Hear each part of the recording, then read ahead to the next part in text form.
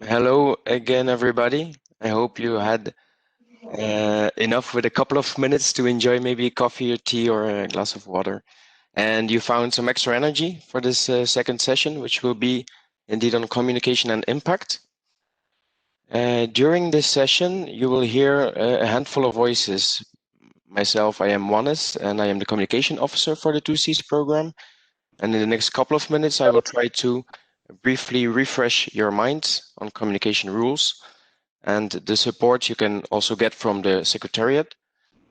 And next you will hear the lovely voice of my colleague Kathleen, who is working as a project officer at the Secretariat, and she then will introduce you to 3 project representatives who are actually eager to share their best practice in project communication. Hello, everyone. I have seen that Mareike is also there, and Stefan I also found in the list of participants. These are 2 of the 3 best practice. Thanks, Stefan, for confirming via chat. And I did not find Henry Quinn, who will be the 3rd person representing the Cascade project, but maybe he can also give us some sign of presence through the chat, so we can then easily open his microphone when we come to the best practices. So just to present you with the content of this second session, very briefly, as I said, I will try to refresh your minds when it comes to project communication regulation.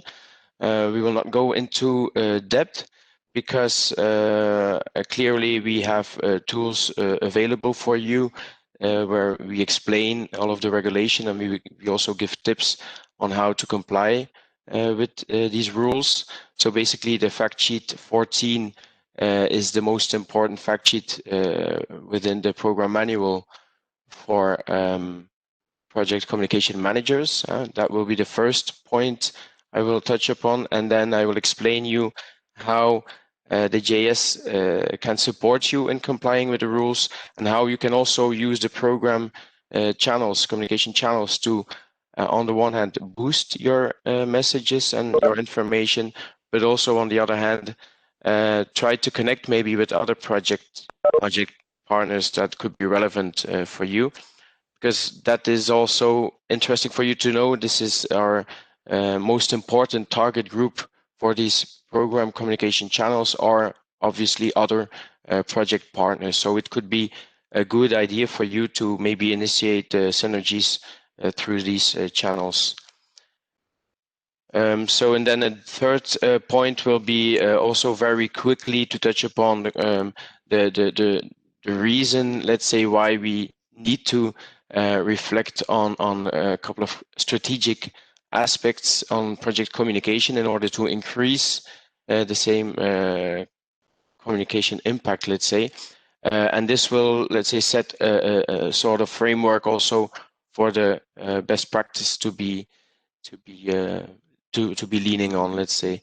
So we hope we will have most of the time committed also to these best practices, and also to the final point here, the Q&A. So whenever you have questions, please, there's still conference room for our colleague Lien, who is collecting your questions, and we will try to, at a certain point during the presentation, provide you with answers, and also at the very end of the session, obviously, we hope to have sufficient time to answer your questions, or we will come back to you, as also explained by Gianluca for the first session. We will come back to you with a Q&A report post event. So after this event, you will receive an email with a follow-up of this seminar, including all kinds of links and interesting materials to take the next steps, let's say, in your project communication. Just for you to know, because the previous session was a bit tricky in terms of the use of Slido, so for this session, unfortunately, we will not be using Slido. So all of your questions will need to be asked through the chat to conference room 4. Again, I repeat it for maybe the people that were not able to attend for the first session. So yeah, basically when we open this session by refreshing your minds on regulation of project communication, basically I would like to summarize the whole idea of the communication rules in these twofold, let's say these two objectives, which are the need to acknowledge the funding.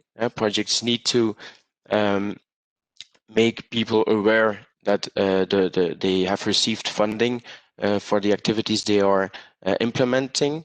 And how to do so? Well, basically, you need to use the logo, including references to the different sources, which are the European Union, European Regional Development Fund, and Interreg 2C. So these three actors, let's to call it, should be mentioned in every project communication you are making.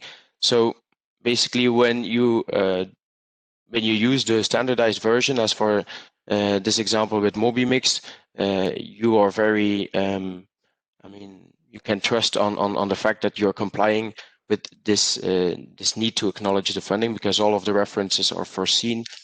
But I'm pretty confident that since we are quite a long way already in the program period, that most of the projects have already good experience with this.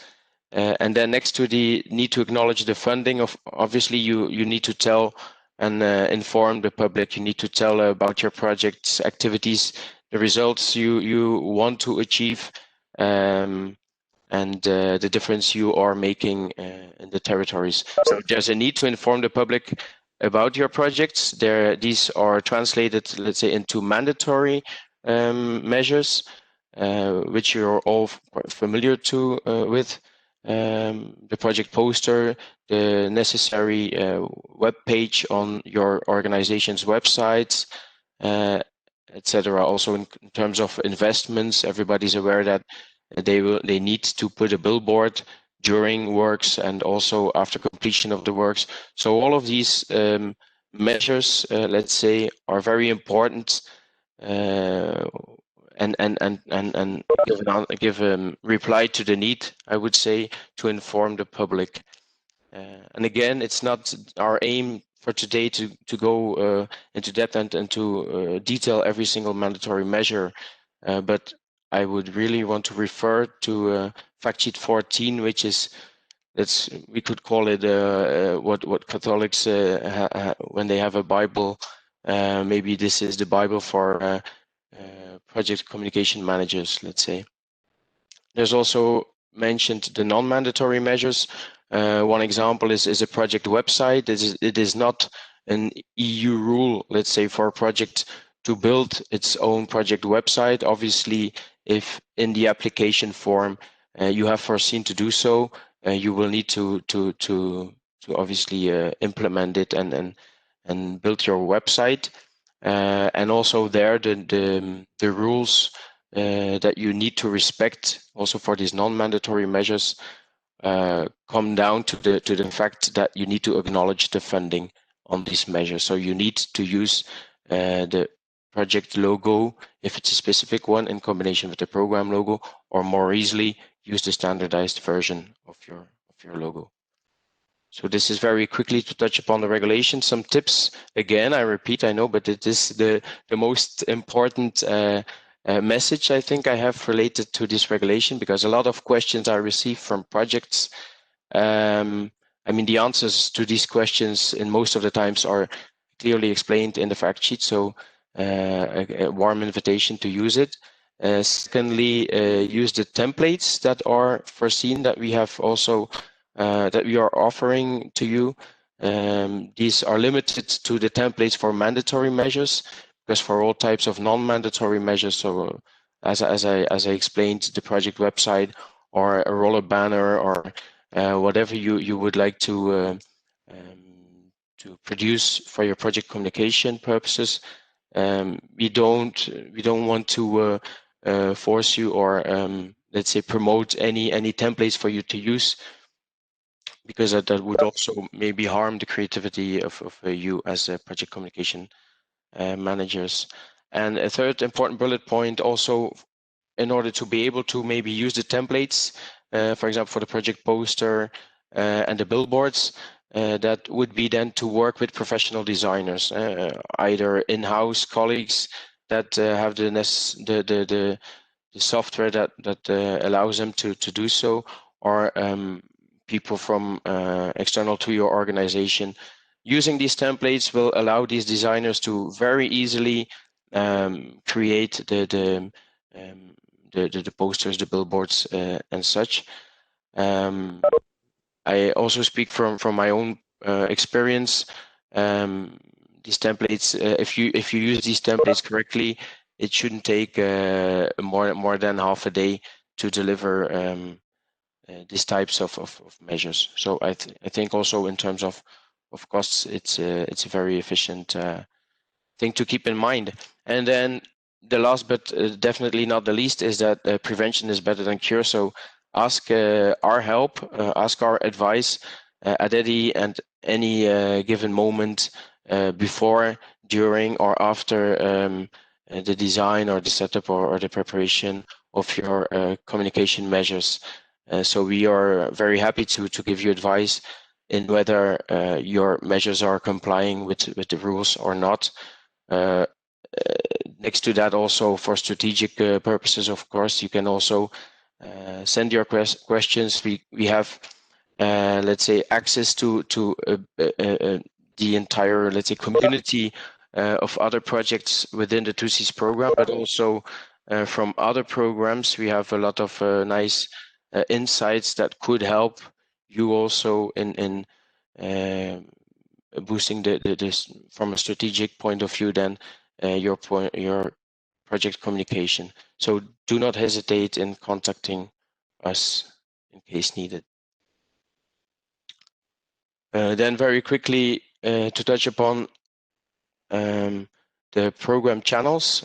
These are mainly online communication channels. So we have the website, first of all, which have dedicated sections like the events, the videos, which you can access from the top menu. There's also the separate or the individual, let's say, project pages. All of these are, let's say, different opportunities for you as well to disseminate your information, your messages, your achievements, etc. Of course, it's always our aim from the Secretariat's point of view to collect and to grasp, let's say, the good stories, the good achievements from within the projects. But we are a lot of people, a lot of projects, a lot of achievements that could merit, let's say, an extra boost through these channels. So please anticipate and be proactive and send us all of your messages that you want us to see being shared, let's say, within this community together with other projects, etc. So the websites also had this year an important improvement with the output library. So all of the project outputs that have been reported through your APRs and are then validated. All of these validated outputs are translated into the output library. We make sure that links are made available so people can very easily get into or have a good insight in what your project is actually delivering, and very easily link to your project page to find contact details, etc. So this has been an important step from our point of view as well, into enabling, let's say, the first steps of capitalization of project results. So besides, so we have the website, which is maybe the main tool also for you to lean on. Of course, we also have our newsletters and social media. We also offer, let's say, the opportunity for your messages, for your news to be boosted. Also, an event like today's event, later on, as I mentioned, we will hear from 3 project representatives how they found, how they came up, let's say, with good ideas within their projects. So it's a very good a nice opportunity today, especially with this amount of people that is following. So it's an important platform, let's say, to share knowledge and experiences. Hopefully next year we will also be again available to organize physical events, but I think that you will all agree that today this is very tricky to plan. So we will be very happy, and we are looking forward to meet you again physically as well. But this for sure will be something that as soon as it will be possible, you will hear from us, because it is an important channel, an important platform for us to share experiences. So these are the main, let's say, program channels. Please try to again to contact us whenever you see also an opportunity, and how we through these channels can help you with your messages, with your communication. Then not aiming to go very deep into the theory, let's say, of communication I think strategy. Lina's got a question. Yeah, I have one question from the chat. Are there social media design formats to create a shared image? Are they? Can you repeat, please, Lynn? Are there social media design formats to create a shared image? So are there any formats that projects can use for social media to create a shared image? So I maybe templates from specific social media to generate their project posts in an easy way. I understood it that way. We do not have. Thank you, Eileen, for confirming.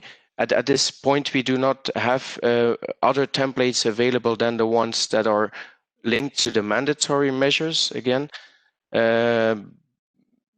that's for the reason, let's say, I explained. We have created these templates because we need to make sure that you can comply with the rules. But for social media, that's more tricky. I mean, I received a lot of questions that in line with this question, I think. How can projects be sure that they have all of the logos in every single social media posts? Obviously, this is very tricky because not every social media platform has the same technical possibilities or requirements to comply with this. So I think, first of all, no. The simple answer is no. We don't have any templates because it depends a lot on different platforms. And second, I think it would also harm, like I said before, your creativity when we want to give you easy to use templates. From our program perspective, when we look at Twitter, for example, it is true that we try to use one kind of template for our tweets, where we have our logo, the program logo, foreseen as such. So it's very, but we would then need to make maybe 82 templates with the different project logos and such. So it could be quite challenging. One is, if I may, I think a lot of projects are preparing such templates with their own communication team and deciding on their own design, and so it can really be adapted to their own needs. So this is maybe something you should check with your own project partners and communication officer if there is one.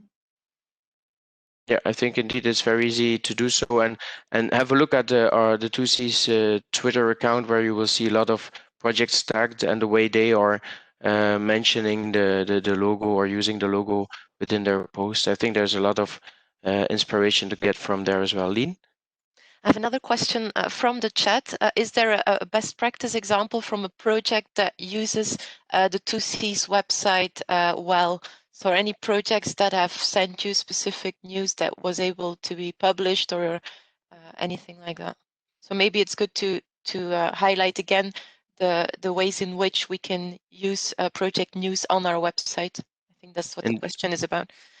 I think it is a good question, but yeah, I'm very sorry to put it this way, because we intended to spend most of the time giving the floor to best practices, but so that's a reason why I do not showcase here on the screen the template we have for website news, for example, because we have a specific template. So if you have an upcoming event or a nice achievement that you want to see disseminated through the website, we can easily send you the template. You fill it out, and in the upcoming days, it is published on our website. We have, let's say, at this moment, a handful of projects that use or that are well aware of this practice and that use it. I remember, for example, the Cascade project, who sent us through this form their story they wanted to share. So I'm not sure if Henry, who will be explaining us something more about the Cascade project, but this will be linked to something different, not really the use of our 2C's website, but it could. I mean, if he has the same experience, he could obviously share in a few moments. Yeah, don't know if there are other questions, Lena, at this point, or we can just move on to the moment. You can move on, Wallace. Great, thanks. So very quickly, again, the key strategic aspects, let's say, of how to increase your communication impact. It's not a surprise. It's four important aspects that all of you are familiar to, and hopefully, especially the communication managers among you, have put into your communication strategies plans. But with this slide, I just want to stress the importance of keeping these aspects lively and to reflect upon these throughout your project lifetime, and not only at the very start when having completed the application form, or as a part of the application form, let's say, but also rethink all of these aspects throughout your project, because it could obviously also, due to maybe external factors, as for example the COVID period we are facing these days, it could obviously have a big impact to use the word again on how you are designing your measures. So who is your target group? What are the objectives of your communication? What do you want to achieve with your messages? How to design these messages? Should you adapt your language? And what are the best tools to reach your objectives? These four topics, let's say, aspects, will also be touched upon by the upcoming best practices in any other way.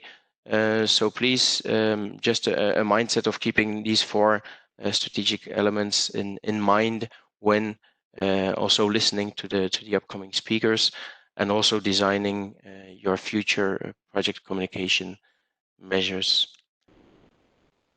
So that's about it for me on the theoretic side of the session.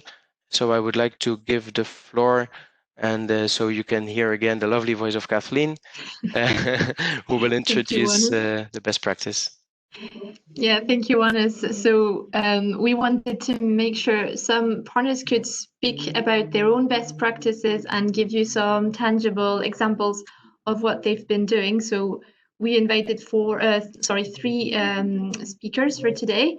So the first one who will start is Marieke Meijer. She works at the University of Ghent as a project communication coordinator, and she has been working on several 2C's projects.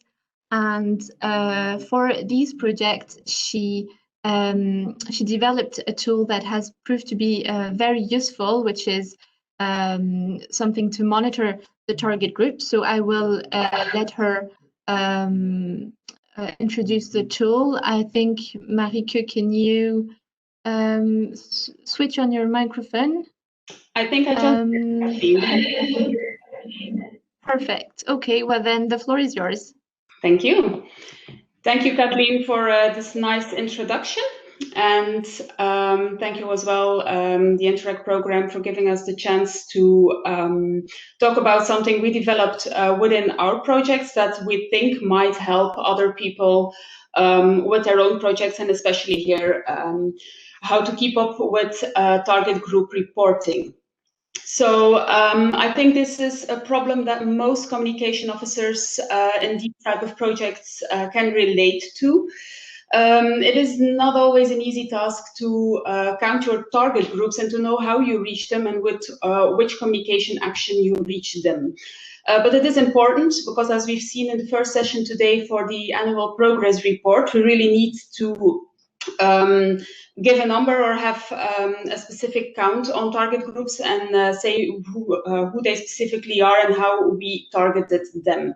But how to do this, how to actually make sure that your partners in the project know how to count these target groups, and how to make this simple enough for partners to get involved. Because for us as project communication officers, it is day-to-day work, let's say, but for them it's something they do once, twice, 4 times a year, once it's time to get reporting. So for them, it's something that's not really in the front of their minds. So we have to make it simple for them to get them involved.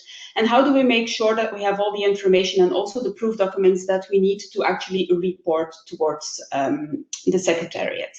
Yes, please.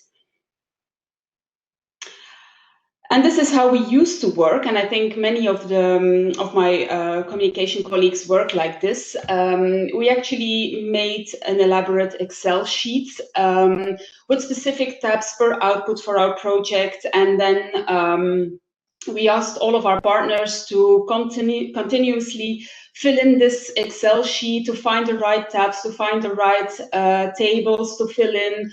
And then to make sure their proof documents were on a specific folder, on a Dropbox, and it was all quite complicated. For us, it was easy because we knew what we were talking about, of course. We actually made the Excel, but it was very, very elaborate. I'll show it to you on the next slide.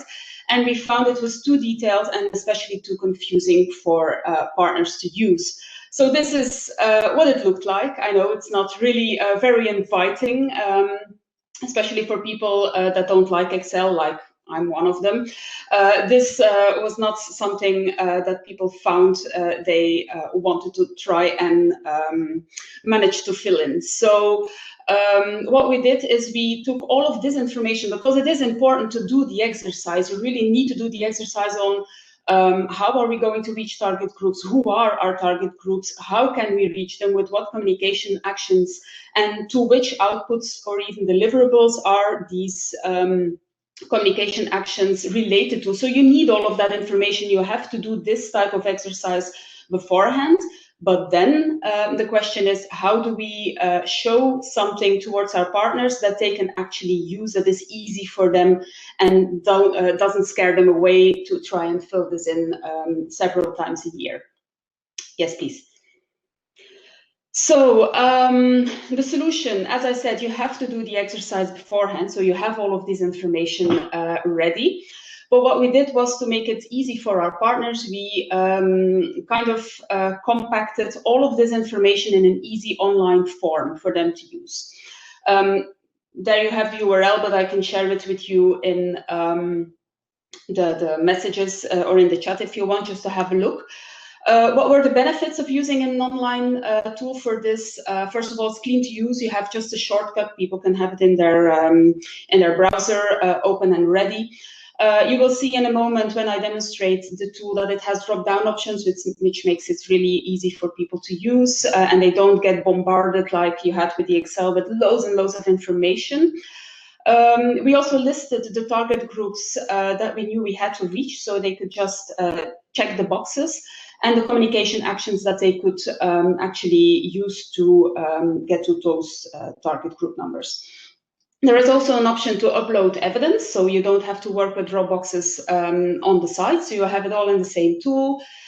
We could relate it to outputs and deliverables, and also it is easy for the partners. That was the objective from the start. It's easy for them to use, but also for us as communication officers. Once you get all of these entries, You can single one out, for example, edit it when one of your partners has made a mistake or forgot something. You can edit it yourself. And at the end, once it's time for reporting in the annual progress report, you can export all of those entries and have it, I'm sorry, again in an Excel, but then it's only you as communication officer, so that's not too much of a problem. To make it absolutely clear, I'm not here today to make promotion for this specific website or software tool. It's called Cognito Forms. I'm well aware that there may be other options available online, so don't take my word for it that this is the best tool there is. But for us, it was really easy because the free version or the free option of this tool gives you so much. There is an upgrade optional, I'll say this, but even if you want to use it as a free tool, it's really, really easy. It's also very easy to configure, so there's not a big learning curve to use. You get 500 free entries a month, so that's plenty, I think, for projects. You get, as a communication manager, a notification via email every time a partner has added something to the form, so you are aware that something's happening, and you have an unlimited number of forms, so even if you are having 20 projects that you want to use it for, it's all doable in the same form. So that's why we chose this specific form, but as I say, there may be other options, maybe better ones available too. Yes, please, Kathleen, can I have the next slide? So that's what it looks like, but that's just a screenshot and that's not helping you anyhow. So I would like to share the screen, if that's possible, if you can give me those rights. And then I can demonstrate it live to you so you can see how easy it is to use. You should now have the presenter rights. Yes, I can see this. Okay. There we go. And now you should all be able to see my web browser in the right tab. Is that okay? Could you just confirm that? That's perfect. That's lovely, thank you. So as I said today, unfortunately, I'm not here to give you a great example of some external communication. This is more of an internal communication tool to use within your project. But even if it is internal communication, it is always nice if it looks nice and people don't have a hard time trying to find how to work it. So this is what the partners get to see. A clean and easy form. The first thing they do is to say who they are, so that's of course important, so I'll just pick myself. Next thing is to say which date was the communication action that you're going to report. Let's say I did something in September, this date. And then the drop-down box will ask me as a partner, which type of communication action did you actually do? And it gives me a whole list. Of course, this is different for every project. So for our project, which was in this case MED certified, but the tool will be used for the Encore project as well. You just have a look in your application form to see which kind of communication actions that you're planning to do for this specific project and to which target groups they are related. Most of them will be usable for all the projects, but some are really specific to your own project. So you have a couple of options here. Let's just, for the sake of demonstration, say that as a partner, I did a publication somewhere. So once I click this, there's a new box appearing here, and it asks me to please provide a title and the title of the article and also the magazine or an online URL for this item. So we'll just say this is my test title and it was published in the test magazine. We go, already making typos. So once that has been done, the next question is which target groups did you reach with this communication action? We can, for example, in this example, say this test magazine is a magazine that is actually targeted towards the marine energy sector. Let's take this one. As a target group, you can have more than one, of course. And again, once you've clicked it, a new box opens and it asks me what was the value reached with this specific article. For a magazine, it's easy if you've done an online publication, you can ask the site where you've published your article for this specific information, or you can find it via Google Analytics or anything like that. Let's say we had 250, that's not okay. Let's say we had 250 people clicking on this specific article. So we can have the value here, and then you can specify, here you can say the audience of this magazine is primarily, and then you go on and you give on the contact details or the names or a specific group of people. Once you've done that, if you've, for example, given a URL, then the proof is already there. If it is a paper article, you can make a scan of it, and then you can upload it here or drag the files there. You can upload up to 10 files per communication action. If it's a really, really big file, then we still say put it in the Dropbox folder, but that's something we don't really need to do anymore if we don't want to. And let's also add it to our outputs. Let's say we did something on test centers.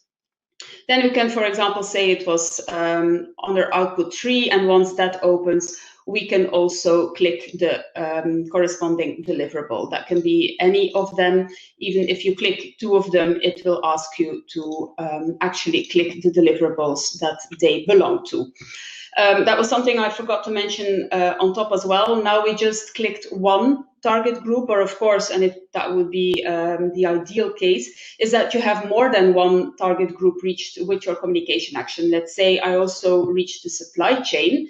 Then you'll see, once I've done the marine energy sector, a new box opens for the supply chain, and I can add again numbers in here, or do it with the buttons and then specify. One really special one is here. I think that's the one we don't like to see as communication officers, that one of our partners said, yeah, well, I did a communication action, but I don't know how many people I reached or which target groups they were. It is impossible to trace them. So we've put it as an option here. We say here already it's only by exception. And even if they click this option, we ask them, could you at least give an estimate of the value you reached? And then ask them why it is impossible to trace the target groups reached by this action, just to make sure that they don't click it on average as an easy option. They still need to fill in all of these items. Okay, so once this has been done,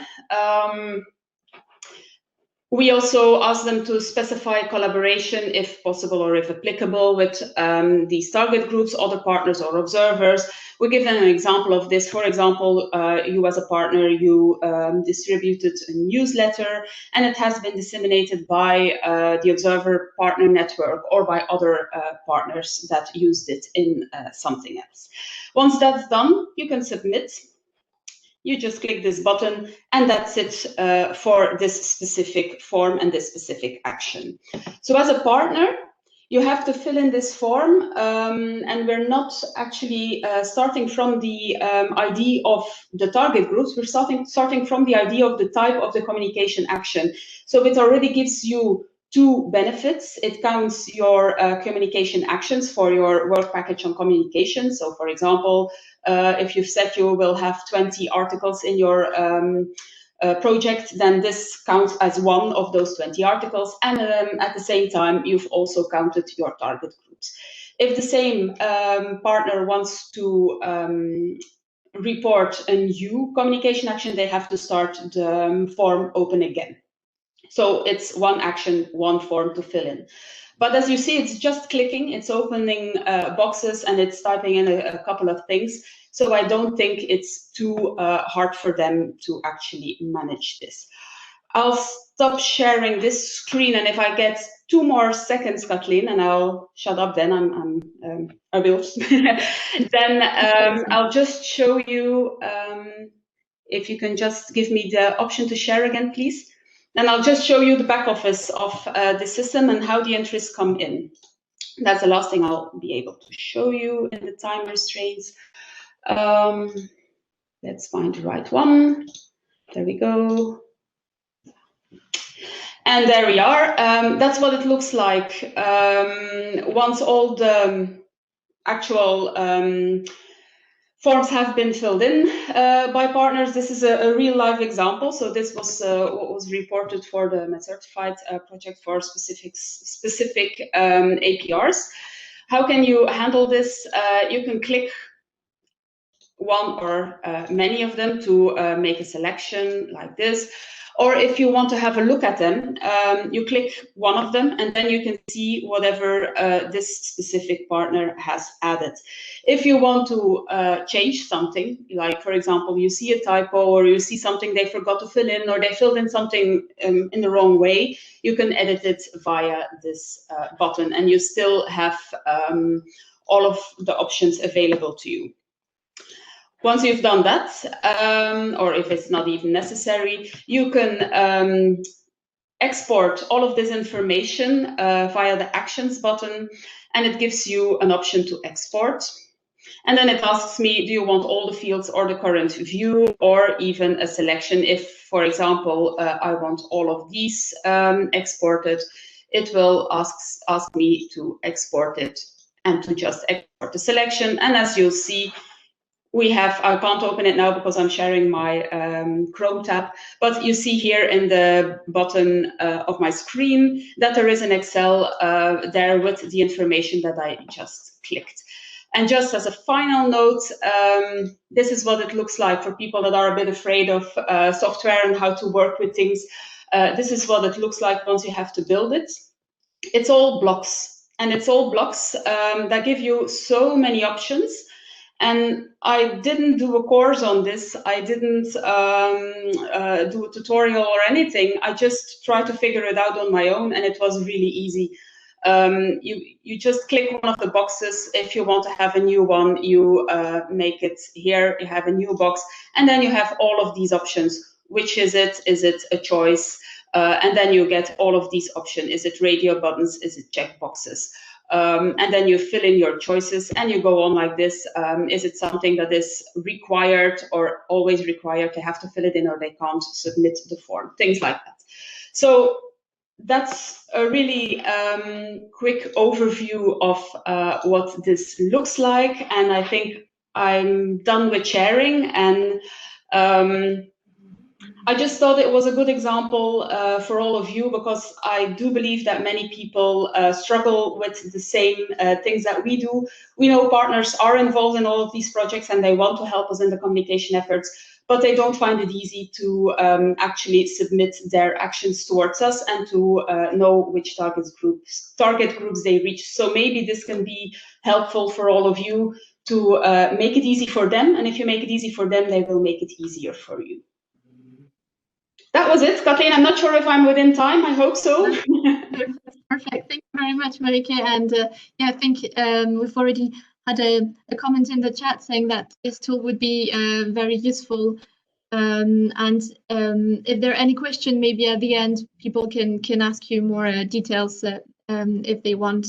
I see I've got some questions here as well. If they're to everyone, I will reply to them, and otherwise, yeah, maybe we can do that when after the end of all the 3 sessions.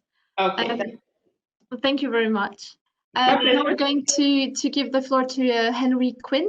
Henry works for the NHS Trust of East Kent Hospitals and has been involved in the project Cascade.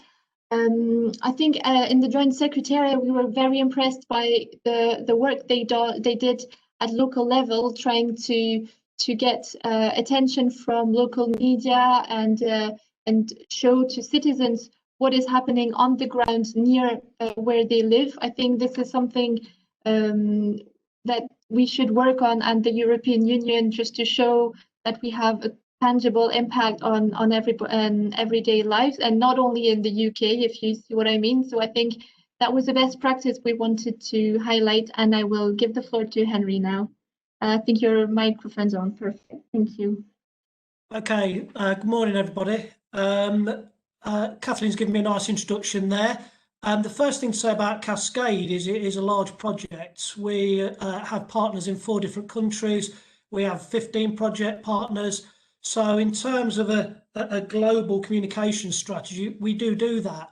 But each of the project partners also communicates locally. So I'm going to focus on the local communications that we did for our part of the project, which was the Harmonia Village. So the first thing to say is that you need to develop a strategy. You can't do this on an ad hoc basis. You need to have an overall view of how you're going to communicate what you're doing, and you need to communicate that to a local audience. The local audience is the gateway to wider communications across Europe and the world. If you're not communicating locally, you're not going to do a very good job communicating on a wider basis. The other thing is to use communication channels, and I'm going to talk about some of those channels shortly.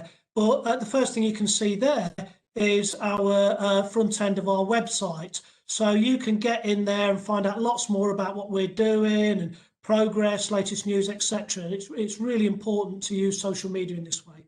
So next slide, please. The people that we should be communicating and that we are communicating are local news outlets. We communicate with the local newspapers, the local TV channels. You can see there that we've got an article in the local paper. I'm on the right of that. Dr. Phil Brighton's on the left, and in the middle is our local MP. So he came to the site. So because he came, he's an opinion leader. That actually raised the profile of what we were communicating. The local news picked up on it and came down and filmed, and you can see the two newscasters there. And we also got some live video clips on the local Kent Online News. So opinion leaders are really important. Getting local politicians, local community leaders, local groups involved. Again, really important to attend those meetings and go and see them. And particularly once you start to create advocates, other people who are interested in your project, who are enthusiastic about it. It's really important to try and generate these kind of people, because they'll expand the number of communications that you're sending out, because they'll be communicating themselves about it. So attendance at local meetings, inviting local opinion formers, political leaders to your project, to meetings, it's really important, and that's a very sort of effective way of getting your communications out there. So next slide, please. What you can see here are firstly the statement, stakeholders are really important. We created a stakeholder network. We did an analysis of the stakeholders. We invited them to face-to-face events when this was possible pre-COVID. We created events for them to come to. We held focus groups so we could pose specific questions to them and get feedback. Word of mouth is really important. I talk about Harmonia Village to my neighbours, to my friends. We all do, and that actually generates a lot of interest. And print media is important. Don't ignore it. We have a number of flyers that we've printed off that we could hand out at different events, and that when people come, they can take something away with them. And what you can see there, it says Harmonia Village Hub World Cafe. We had a large World Cafe meeting. It was extremely well attended. We got over 50 people coming to this meeting, and they were a whole cross section of stakeholders. And we invited an artist to capture the feedback during that meeting. And you can see that's the feedback there. That's a large poster. It's about 6 foot across, 2 meters across. And we take that to a lot of other events, and it stimulates a lot of discussion, a lot of interest. You can see all the project partners across the bottom. You can see lots of different commentary, and the size of that commentary is the importance to the people in the room. So a very useful resource. So it's important to think outside the box if you can. The next thing is cross communication. Once you've sent something out into the ether, into the internet, it's really important to sort of try and get people, create something that people want to communicate further, to retweet, to create links to. So we retweet a lot. If we see something we're interested in or we like, we retweet. And you can see here that our local MP has put it on his Twitter feed. So it will have gone out to his parliamentary colleagues and his the people who voted for him and didn't vote for him in the community. So it really important to sort of get involved in tweeting, retweeting, Facebook links, etc. Is there another slide? I think there might be. Yeah. Okay. So the content of your messages. One important thing, I think probably everyone's aware of this, good news is in short supply at the minute. People are very happy to see good news. And so if you get in touch with your local print, TV, etc., they're very receptive to good news stories in their area. Keep your press releases pretty short, 300 to 400 words is about maximum. Include some pictures and video clips. It makes it more interesting, and use multiple channels. You've already seen I've talked about the print media, local news, Facebook, etc. The more channels you use, and you can use the same actual press release, the same content in lots of different channels. What is really important is what you have in the message is what is new and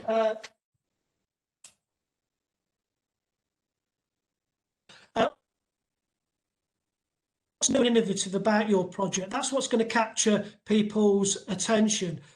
What are the local benefits? This is local news. How is this going to impact the local area and local people? And also communicate that it has a higher profile, the potential for wider impacts, the fact that you're working with European colleagues and some elements of the work you're doing may be used elsewhere. Is there another slide, or I think that might be it? No, I think that's it. We have a question for you, Henry, from the chat. How do you go about reaching out to the local TV networks and newspapers? Do you have any tips on that? Well, quite often, if you're in a project team, someone will have worked somewhere or have links or know the name of somebody. So the ideal is if you've got a named person in there, then we will use that link. If you haven't, they've got websites. It'll have a contact us on it. So if you send them an interesting press release, say that you're very happy to speak to them face to face, give them some of your contact details, very, very often they'll get back in touch with you. If it's a good news story that has local impacts and is interesting, that you're pushing against an open door. Well, thank you very much for all this information, and yeah, we'll share some links after the event to the videos and the articles we mentioned. So thank you, Henry. Now we're going to have an intervention from Stephen Floss, who works for the project Polder 2Cs. He's got his own communication company, and I think you'll see he is very convinced that videos are the next, the new way we should communicate with, and not only in these very particular times of COVID, but this is something we should use more often in our project. I will leave the floor to Stéphane. I think your microphone is on now, and can you? Yeah. Yeah, perfect. Am I to you then. audible? Yes. Okay.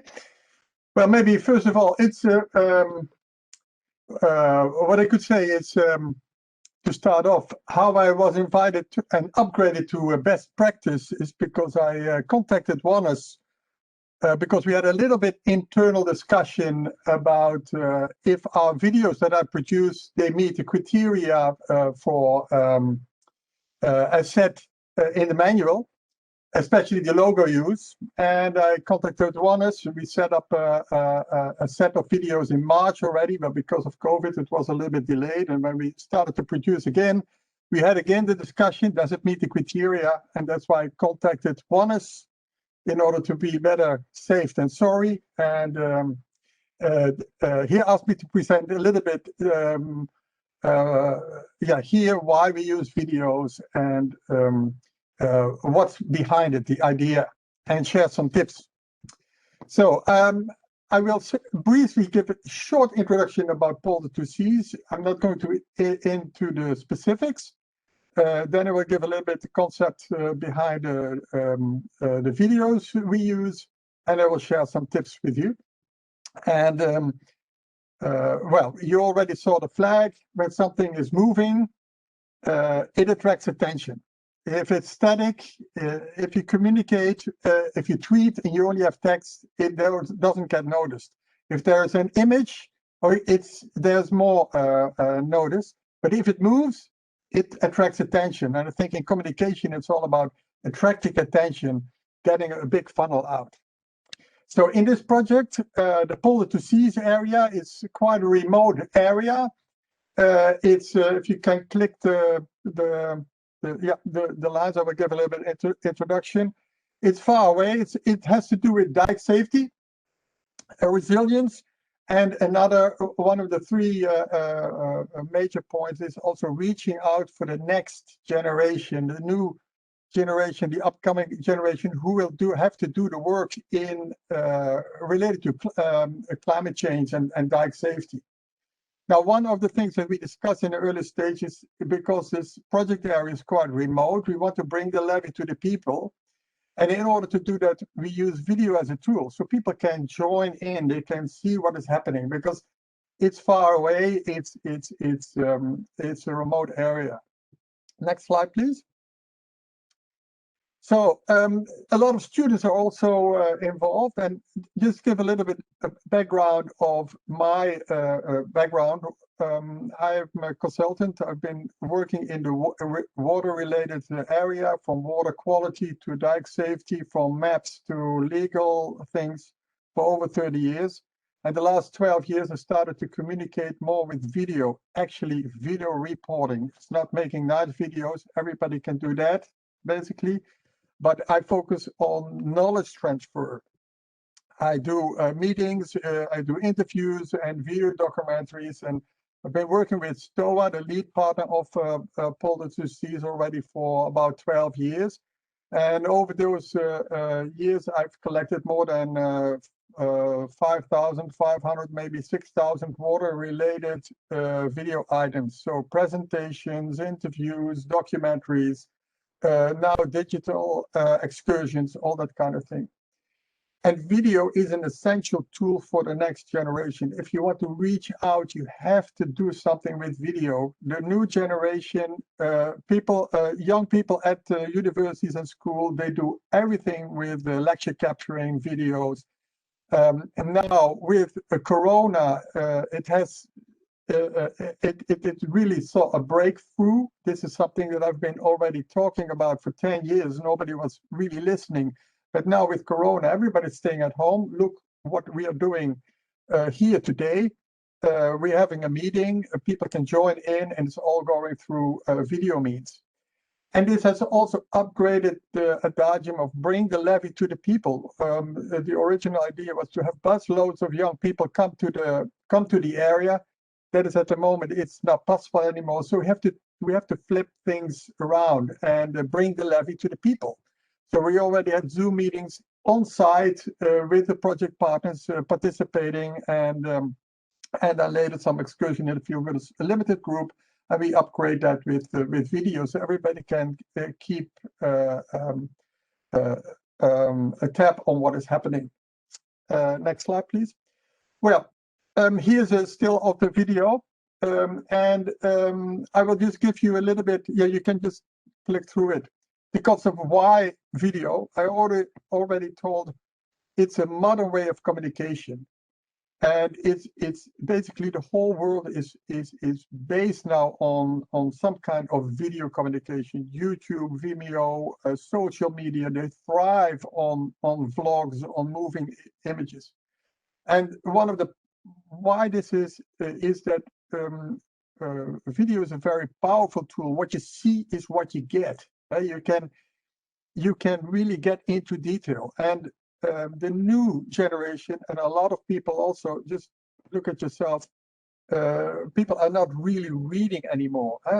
If they have a choice between reading something or they can click a video, the first thing they will do is click a video. Videos are also, and that's an important concept, they're a time capsule. So if you make a professional video about some event or about some project activity, it will be even interesting in 5 or 10 or 20 years from now. And that it becomes, there's a lot of detail in there, but it's also authentic. You can see people with knowledge in view. That's what we strive to do. So it should have some learning aspect. And then basically, if you focus on that, you can integrate a very high level of detail. It can be very layered. People say give meaning to the pictures that you see. There's a concept of learning, of knowledge transfer. There are 2 videos already online. There are a few more coming. So you can see for yourself the videos that we produce. And the videos I produce always have an element of learning, or something that people discover in the field. In this case, it's still in the background. It's about a probe that is very common in Holland, but not in the UK. So there's a lot of learning around it. And because learning in a professional environment, it becomes business storytelling. It transcends something. And then if you focus on that, basically you have a very big potential of reaching your target groups. Not only the young generation, but even the general public is interested in learning something and seeing details. And next slide, please. So I will come with a few tips. I'll try to keep it short. We did a practice run and we aimed for 50 minutes and it turned out to be an hour. I will just breeze through these, and if there are some people interested, you can always contact me later. But one of the things that I think is very important is content. It's content. That is the most important thing. You should not only talk in general ways, but details. People love details. And in this regard, with Poland's 2 Seas and my line of work, the water sector, I think the main focus is on the professional people who have to do something, have to maybe do something with the content that you provided. That's the main target group. And I always say, if you focus on the professional as a group, then the general public will just have a free ride, and they can decide if they like it, and they can enjoy the videos. So it's not only about what, dike safety in this regard, but more about how, and how do you do it exactly. And I always regard it as like a cooking program. When you turn on the television nowadays, there is a cooking program. It's about how do you come from a recipe to a dish that everybody likes. And you can go into a lot of detail about that. And people love that, because if you like cooking, you want to know everything. You want to know all the tips and the tricks. So the devil is also in the detail. And don't be afraid to go deep. To focus on a detail of a detail. People love details, especially professionals. So in videos, you should do something with, you should ask questions, you should show something, you should tell something, and learning something. That's basically the concept that I'm bringing. And then there's a last point, the concept of SMART and KISS. SMART is very specific. Yeah, that's what I say. A lot of detail, very measurable, very. You should really have a concept behind what you want to do with a certain video and the message it contains. And then on the other hand, keep it simple. So in that way, even if you go much into detail, keep it a one subject matter. Pick one thing that is very interesting to reach out with. And the next term. Yep. So some last final words. I think communication should be #1 priority. And usually it comes a little bit last, but communication is basically what drives your project. And I've put a nice picture behind of a sailing ship, and I always regard a project as a kind of a trip, and your basic communication package as the ship itself. And in the hold of the ship, there's a lot of content. That's basically the product that you have. Now, if you look at video, video is basically one of the sales, one of the main sales you put out. It attracts attention. It's basically quite a simple thing, but if you put it up in the right way, it will drive your communications effort. So, and then communication, of course, is multi-channel. You don't only have one sale, you have much more sales. You have a newsletter, you have, well, all the other things that we saw in the earlier presentation. And you can reuse it, repeat that, reuse it, use it. When you make a video, you don't have to put it only on YouTube or on a channel. You can also get clips out and put it out on social media just to attract attention, basically to your video, and through your video to your website where there's the content. So it's a mix of text, images, video, animation. That's a whole communications mix. And I regard the website as the home base, so as the hull of the ship. And I always say, run it like a TV station. So have something new, make news, have something daily or weekly, and make it big. And like the previous presentation, use all kind of channels, local channels. Use your organization. And social media is basically a funnel. It has to attract lots of attention to draw a few people to your website, into your contact. And then the most important thing is to get some kind of reaction back. So a call to action. People ask for information or subscribe to your newsletter or start to follow you on Twitter or social media. That's very important. But again, content is king. And I always say, go for eternity. Think what will be left behind when your project's already finished for 5 or 10 years. What is still there alive? And if you produce some good content, some videos, it can help in the communication. Also, when you, in this case, with policies, when you have a target group of the next generation, that's not a one-time effort. In 5 or 10 or 20 years, we still have next generations. And what it will be good if they can still review some of the content, videos, and go on this customer journey with you. So this is what I wanted to share with you.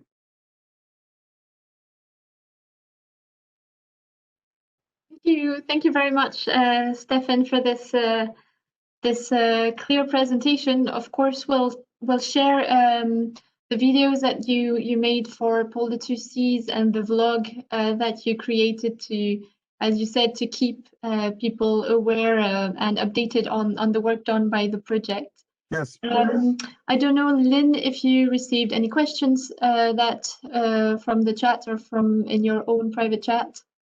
I have one question, which is how to go about disseminating videos when the target of one of the target groups of the project does not have necessarily access to internet or has the equipment. Yeah, if you don't have access to internet, that is of course who doesn't have access to internet nowadays. So that is a very specific ways, but in general, I think communication is a multi. It's not only video; it's also producing hard copy content, posters. There's a lot of ways to do it. What I see is that if you want to reach a large audience, you have to do something with video. And I see there's one. Well, one question.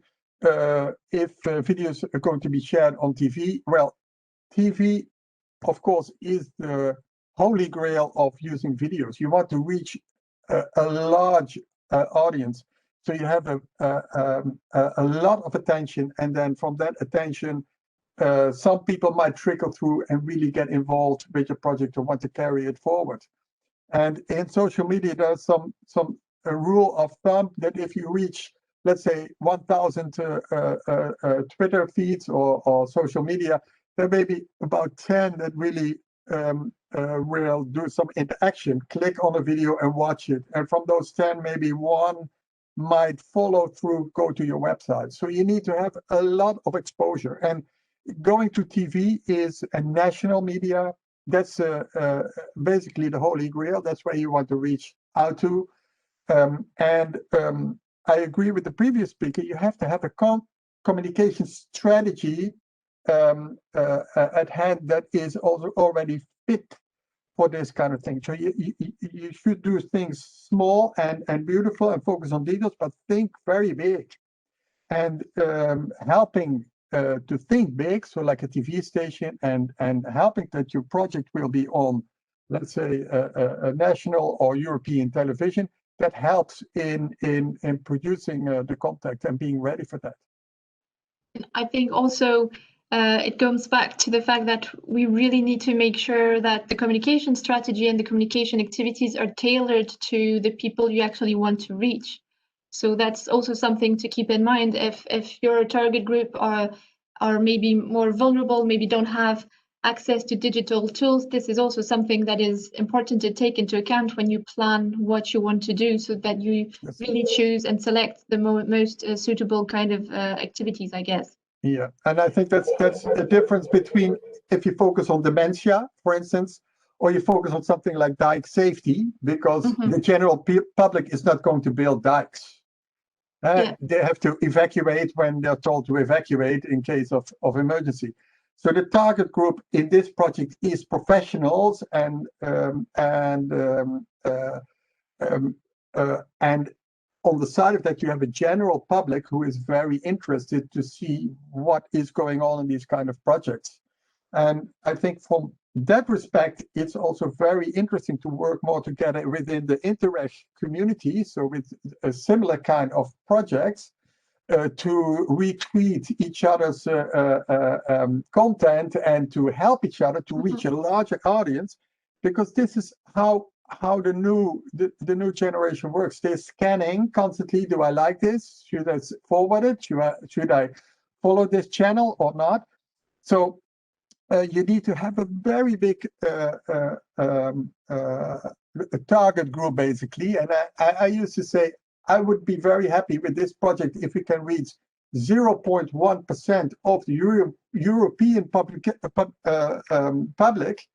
because that will mean we can reach about 500,000 people, but it's still 0.1%. So you have to think big and look at it and do it, as a multi-channel. Yeah, and I think there are already what you said about contacting other projects in the Interreg 2Cs. This is something that we see sometimes.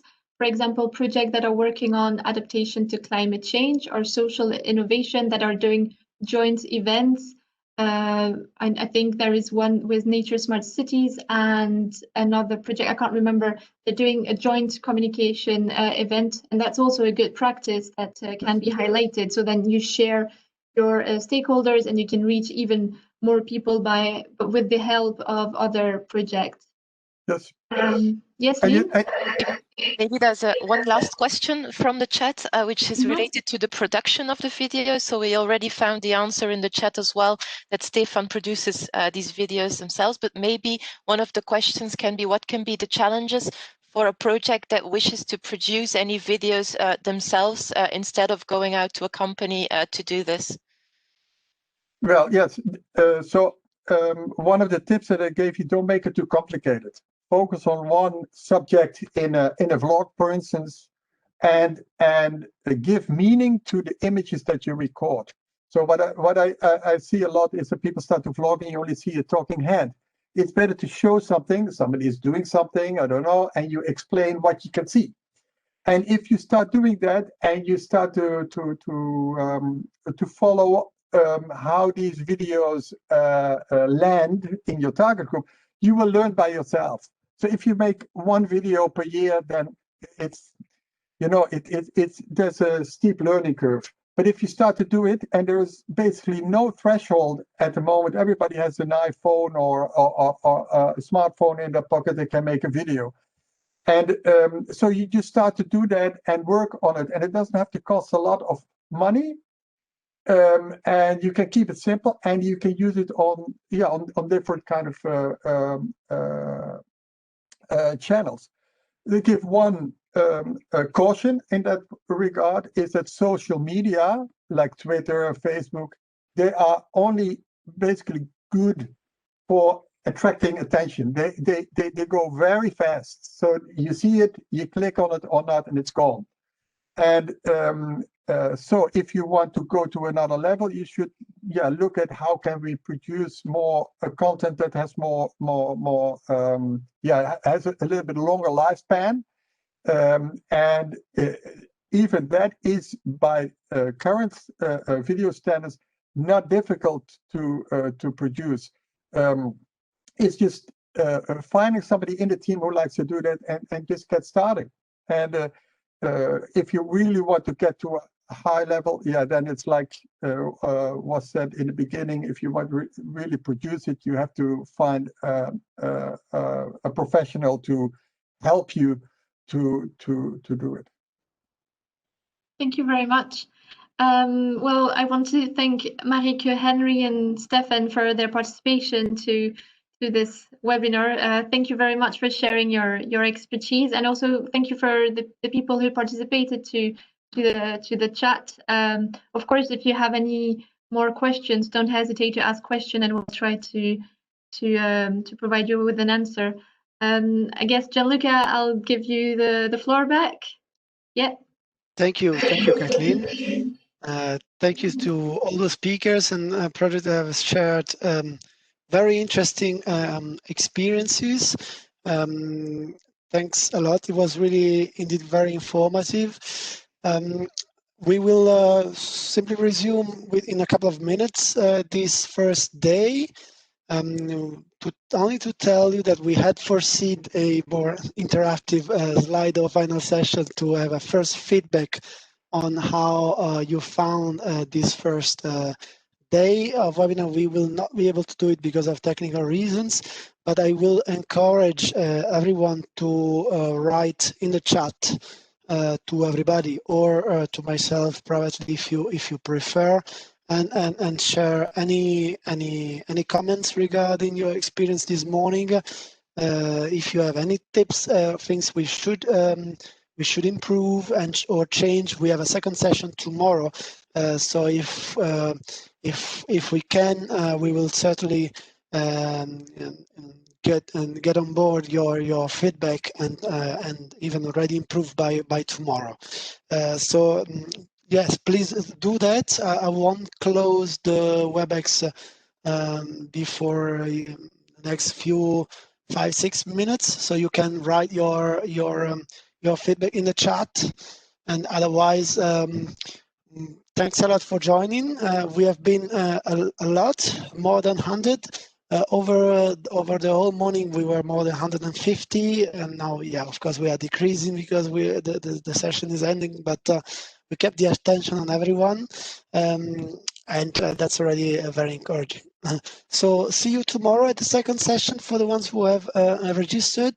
And thanks again to all the speakers and the project partners who have contributed to this section. Thanks a lot. Have a nice day and stay safe.